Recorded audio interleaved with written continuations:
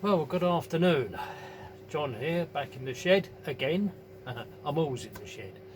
Uh, Except for when I go to sleep. I don't sleep in here. Anyway, back to what today's about. No illumination to get the tongue tied over this time.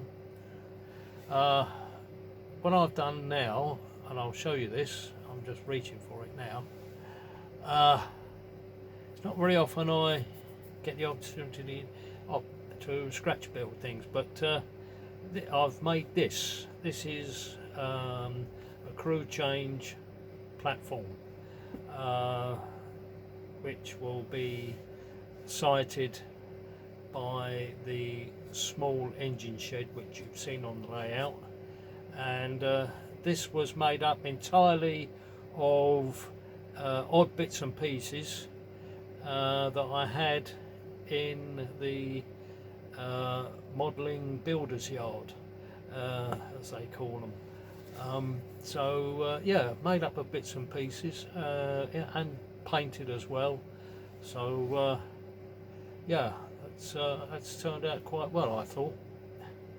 It's a bit Heath Robinson because, as I say, it's made up of bits and pieces. But on the layout, it'll look quite good.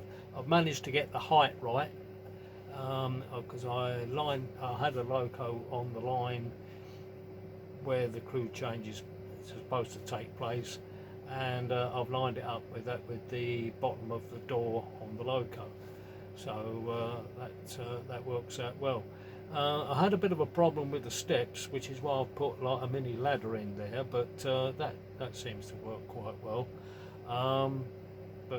Anyway, the next thing to do will be to put it in place, and I'll just put that down now, to put that in place, and then I shall do another like add-on video of that in place and beside where the loco is.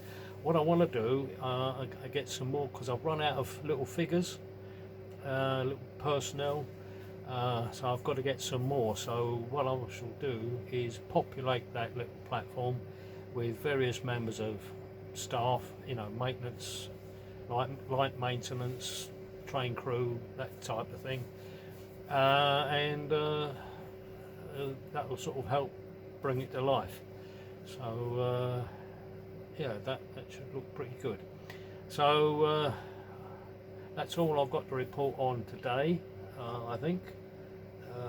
I have a little bit of news.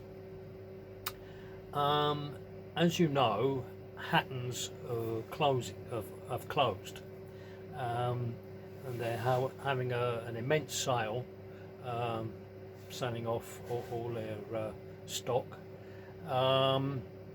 Now, I heard at the club a couple of nights, well, Wednesday night, a couple of the luminaries there were talking about it, and one of them said, I won't say his name because I don't want to embarrass the bloke, but one of them said, oh, they got nothing left, everything's been sold, they've sold the lot. So I said, oh right. I said they didn't have a lot much that I was interested in anyway, didn't have a lot of that left. I said, and something that I was interested in, I didn't have the money for, which because I'd already spent it on something else. And anyway, so just out of curiosity, I had a look to see if they did have anything left in regard to control and power of locos, and they had some chips left, and they had quite an extensive range of control chips left. I've ordered 4 next 18 chips because I need one at the moment so I'm just reaching up here for this class 50 loco. I'll show you which one it is. I'm not going to get it out of the box because it's already been out of the box, but it's that one.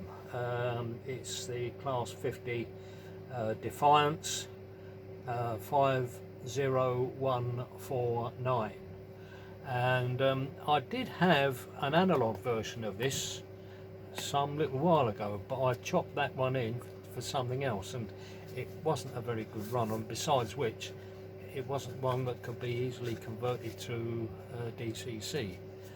But fortunately, Rails of Sheffield had this one on special offer, so I had it. And I'm pleased to say that a friend of mine, who I've mentioned before, Rob Hayes, he I had a bit of a running gag with him. I said, because he said that he wanted one of those as well, he said he was tempted. And I said, well, why don't you get one? I said, you know you want to. Anyway, I think I might have mentioned this in a previous video, but anyway, another friend of his, who, and if it's who I think it is, got one for him and sent it to him. And I think it's the same individual that did something similar with me about a couple of years ago now. Sent me a 3-car unit, because I was after a particular 3-car unit, and anyway he sent me this one.